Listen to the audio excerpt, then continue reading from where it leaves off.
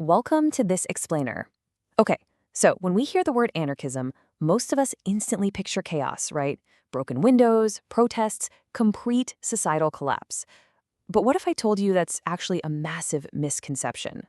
At its core, this heavily misunderstood philosophy isn't about promoting violence at all. It's really about questioning the very foundation of authority itself. Today, we're going to demystify antinomianism, which is the ethical term for anarchism, by going straight to the source. We're looking directly at the foundational texts to see how these historical thinkers actually challenged the status quo and what they truly believed about human freedom. Okay, let's dive into this. Here's our thematic journey for today. We're starting with the anarchist misconception. Then we'll tackle the social contract myth, the ego and society, and revolution from below. After that, we'll look at the right to opt out. And finally, wrap the whole thing up with individual sovereignty and force. All right, Section 1, the anarchist misconception. So antinomianism in ethics basically translates to anarchism in a socio-political context. It's the belief that the imposition of authority is just fundamentally illegitimate. In everyday interpersonal terms, it boils down to one simple, powerful declaration: you do not speak for me. The source material actually offers a brilliant analogy for this. Think about mandatory citizenship based on where you were born. It's kind of like being forced to use an old-school landline in a post-smartphone world. Through an anarchist lens, citizenship and societal participation should be totally voluntary. Like, it should be as easy as switching your cell phone provider. It's this core assertion that nobody inherently holds authority over you without your explicit, enthusiastic consent. Now, because the term anarchism is essentially just a rejection of the state, there is a massive amount of disagreement on what a positive alternative actually looks like. I mean, the black flag comes in a lot of different colors. On one side, you have left-wing anarchism, which advocates for a peaceful, cooperative society built on mutual aid and complete equality, with a strict opposition to any sort of domination. But then on the flip side, you have right-wing anarchism. This is a capitalist ideology that views the government as inherently predatory and relies entirely on free markets instead. It's absolutely fascinating. Both sides completely reject the state, but as you can see, their visions for a free society are literally worlds apart. Moving right along to Section 2, the social contract myth. For this, we're starting with William Godwin, who's widely regarded as the first modern anarchist. Way back in his 1793 text, Inquiry Concerning Political Justice, Godwin completely dismantled the whole idea of an unwritten social contract. And honestly, if you stop and think about it for a second, the concept of a social contract sounds totally deranged if you were explaining it to an adult for the very first time. It basically assumes you consented to this massive, incredibly complex system of rules that you were simply born into, without you ever signing a single piece of paper or agreeing to any of the specific terms. Now, what's really interesting about this slide is how Godwin relentlessly attacks the whole logic of tacit consent. He asks these brilliant questions that we almost never think to ask ourselves. Who are the actual parties to this contract? For how long is it binding? If consent is supposedly necessary, how exactly is it given? I mean, if you're bound by laws that were written decades before you were even born, is your obligation based on a contract your grandfather signed? Godwin basically points out that handing someone 50 volumes of dense legal code and claiming they tacitly agreed to them just by existing in a certain geographic location, well, it's logically absurd. Godwin captured this idea perfectly.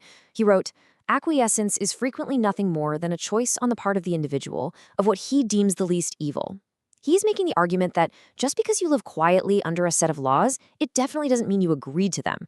Your everyday compliance, paying your taxes, renewing your driver's license, that isn't enthusiastic consent. It's just you choosing the path of least resistance. Let's be real, most of us don't have the wealth or resources to just up and move to another country. So you're just choosing the least evil option available, which is staying out of prison.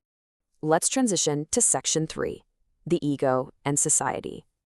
Meet Max Stirner. This guy was a highly energetic, very idiosyncratic thinker from the 1840s. In his famous book, The Ego and His Own, Stirner championed something called radical egoism.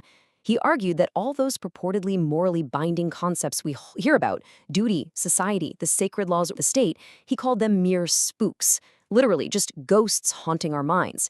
He believed that the unbridled ego, the true individual, is the state's ultimate enemy. His writings sparked this proud, unapologetic rebellion against any sacred law that tries to force the individual to submit to the collective. And this brilliantly illustrates Stirner's highly controversial view on rights. He didn't believe rights were some magical gift handed down by society, the government, or even nature. Actually, scratch that. He thought your rights derive purely from your own power and your own might. If the state or society grants you a right, Stirner just calls that a foreign right because it's not truly yours. For Stirner, the individual is the one and only creator of their rights. It's decided purely by your own will and your actual physical or mental power to enact them. If it is right for me, it is right. All right, Section 4, Revolution from Below.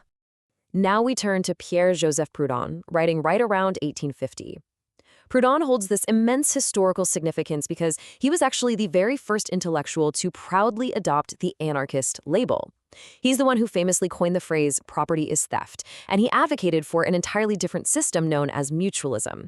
He envisioned this world where everyone works voluntarily, totally for the benefit of all, but crucially, this was very distinct from state-run socialism. He wanted a society where people organize themselves organically, from the ground up, completely without some authoritarian overseer pulling the strings. Proudhon made this fascinating argument that governments, just by their very nature, cannot be revolutionary. Think about it. A political revolution, like overthrowing a king just to install a parliament, that merely transfers authority from an old master to a new one. But a true social revolution, that abolishes authority among men entirely. Proudhon believed there's no way you can use the state apparatus to create liberty, because the state's entire existence relies on having the authority to discipline people. So true progress has to be spontaneous. It has to be driven by the people from below, not dictated by a government from above. Moving into Section 5, the right to opt out. Let's move to our next thinker and see how this builds, because this ideology was pushed even further by Herbert Spencer. In his 1851 work Social Statics, this preeminent British intellectual argued something incredibly radical for the time. He said that individuals have the absolute right to voluntarily drop their connection with the state. If the state is basically just a mutual safety confederation, like a security agent we hired to protect us, then logically, an individual should be perfectly free to say, "No thanks, I don't want your services, and I won't pay your taxes." By ignoring the state, you're embracing what he called voluntary outlawry. Yes, you lose its protection, but you retain your absolute, uncompromised freedom. Spencer wrote, "The rule of the many by the few we call tyranny. The rule of the few by the many is tyranny also, only of a less intense kind." He completely rejected the idea that majorities are somehow omnipotent. I mean, just because 51% of people vote to rob, restrict, or control the other 49% doesn't magically make it morally right. Coercion, even when it's democratic coercion, is never truly equitable in Spencer's eyes. Sure, the democratic form of government might be the least objectionable because it theoretically trespasses against the smallest number of people, but at its core, it is still fundamentally an infringement on individual liberty.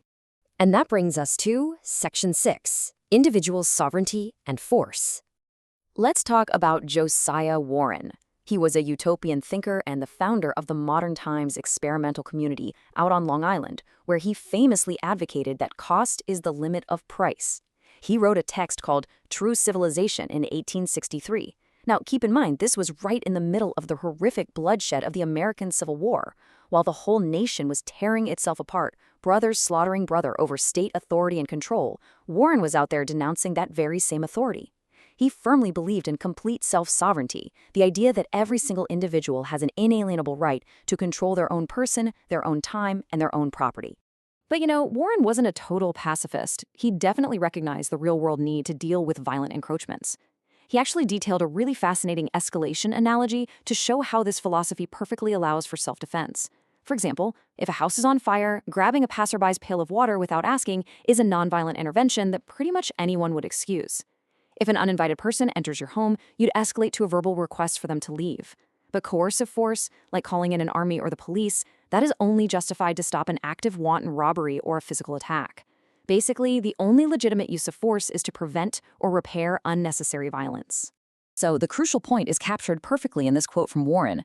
The legitimate and appropriate mission of governments is the defense and protection of the inalienable right of sovereignty in every individual within his or her own sphere. For Warren, if a government is going to exist at all, its sole, fundamental function must be intervention purely for the sake of non-intervention. It should only ever act to protect the sovereign individual from violent encroachment, and it must absolutely never become the aggressor itself. Which brings us to our final provocative thought for this explainer. If the will of the majority cannot justify murder or theft, and if the state's true mission is only supposed to be preventing violence, then what actually justifies the arbitrary violence of the state itself? Think about it. Whether it's the enforcement of taxes, throwing people in cages for victimless crimes, or waging massive foreign wars, how does the state legitimize actions that would be considered 100% criminal if done by you or me? I really want you to take these historical perspectives and apply them to your own life and the laws you live under today. Thanks so much for joining me for this explainer. Keep questioning, keep learning, and I will see you next time.